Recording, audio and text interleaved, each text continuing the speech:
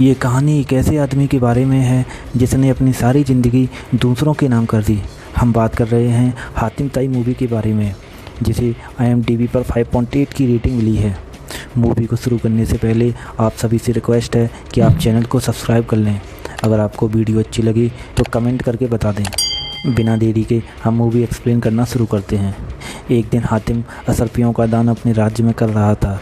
तभी वहाँ शहजादी मरियम फरियाद लेकर आती हैं और बताती हैं कि वो शहजादे मुनीर से प्यार करती हैं और उससे शादी करना चाहती हैं, लेकिन इस बारे में उनके पिता नहीं मान रहे।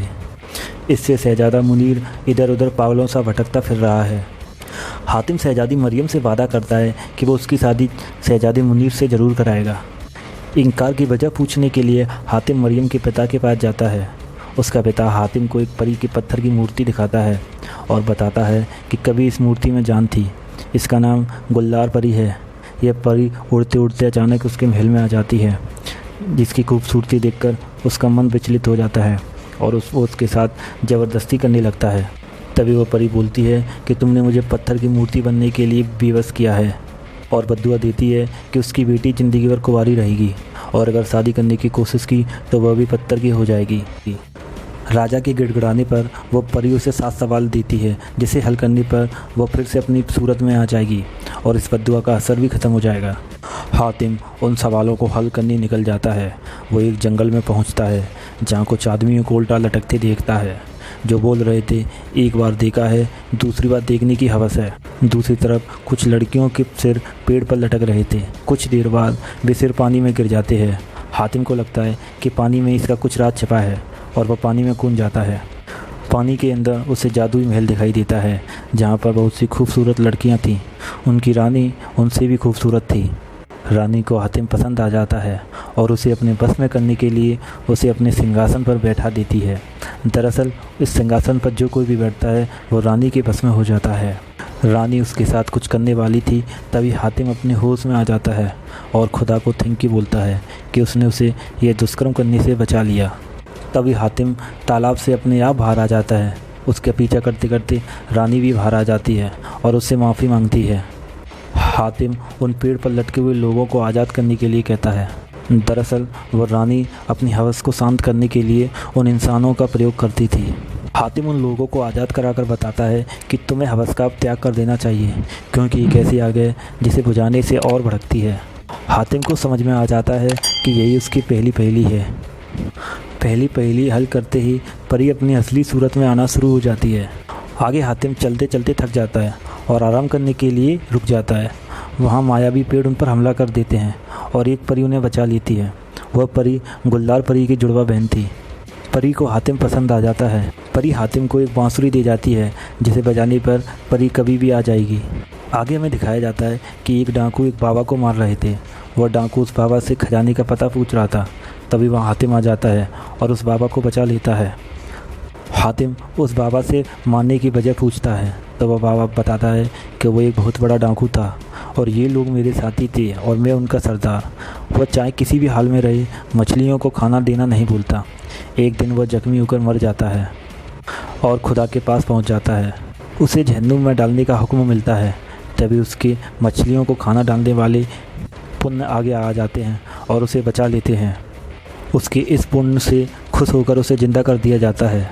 तब से वह सुधर गया था। ये बात उनके साथियों को पसंद नहीं आई और लूटे हुए खजाने का वह पता पूछ रहे थे और इसलिए उसे मार रहे थे।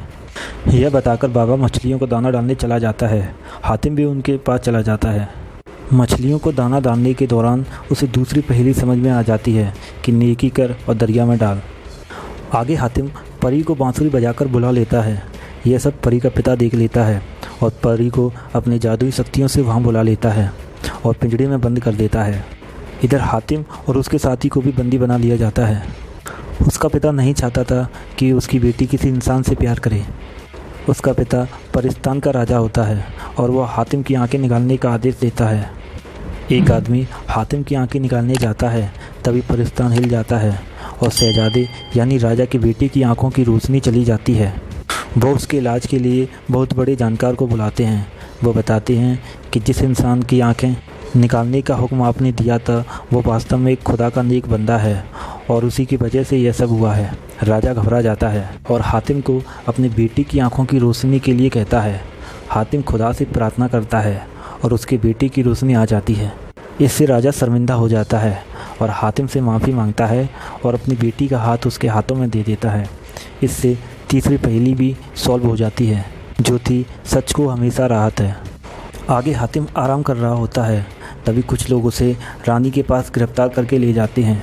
रानी हातिम की परीक्षा लेती है और अंगारों पर चलने के लिए कहती है। हातिम अंगारों से निकल जाता है और वे अंगारे फूल बन जाते हैं। दरअसल रानी बहुत ही खूबसूरत थी। एक बार जंगल में शिकार करने के दौरान उसने मासूर बाबा को मार देती है। वह बाबा उसे बद्दुआ दे जाता है कि जिस खूबसूरती पर उसे घमंड है वह एक दिन चली जाएगी। उस बाबा से प्रार्थना करने पर वह बताता है कि खुदा का नेक बंदा तुम्हारी नसों से बद्दुआ का जहर चूस लेगा, तभी तुम पहले जैसी खूबसूरत हो जाओगी। हातिम ये सब सुनकर उसके नसों से बद्दुआ का जहर चूस लेता है और वो रानी पहले जैसी खूबसूरत हो जाती है। हातिम उसे बहन बना लेता है। रानी को अपने पापों का प्रायश्चित हो जाता है। इससे हातिम की चौथी पहेली सॉल्व हो जाती है, जो थी जो जैसा करेगा वैसा भरेगा। आगे हातिम एक कबीले में पहुंचता है। वहां सभी लोग उदास थे क्योंकि वहां एक कुंवारी लड़की को जिन के खाने के लिए तैयार किया जा रहा था। तभी हातिम उस लड़की के बदले अपने साथी को लड़की बनाकर जिन के आगे पेश करता है। उसका साथी जिन को अपनी बातों से बोतल में उतार लेता है और हातिम उसकी अंगूठी से जिन को अपना गुलाम बना लेता है और उसे यहाँ से जाने के लिए कहता है। हातिम की कोहे निदा की तलाश पूरी हो जाती है और पांचवा सवाल भी पूरा हो जाता है। आगे वह मुर्गाबी के अंडे के बराबर के मोती की तलाश में निकलता है तो हातिम को जादूगर कमलाक के बारे में पता चलता है। आगे उन दोनों को जादुई जंजीरें एक गुफा में ले जाती हैं, जहाँ एक बूढ़ी औरत उन्हें मिलती है। वह बताती है कि वो यहाँ की रानी है और जादूगर कमलाक ने उसे बूढ़ी औरत बना दिया है। वो एक जादुई मोती की तलाश में है जिससे वो चाहे कुछ भी देख सकता है। हातिम उस मोती को तोड़ देता है और बूढ़ी औरत को आज़ाद करा देता है। हातिम की छठवीं पहेली भी पूरी हो जाती है, जो उस मोती के बारे में थी। आगे हातिम उस रानी के साथ जादूगर कमलाक की तलाश में निकलता है। वे थक कर थोड़ी देर आराम करते हैं, तभी तीनों ज़मीन में नीचे चले जाते हैं।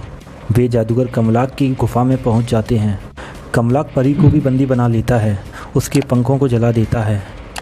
आगे कमलाक हातिम की आंखें फोड़ने का आदेश देता है। तभी वहाँ असली परी आ जाती है और हातिम को बचा लेती है। दरअसल कमलाक ने अपने जादू से ये इल्यूजन पैदा किया था। आगे हातिम और कमलाक में लड़ाई होती है।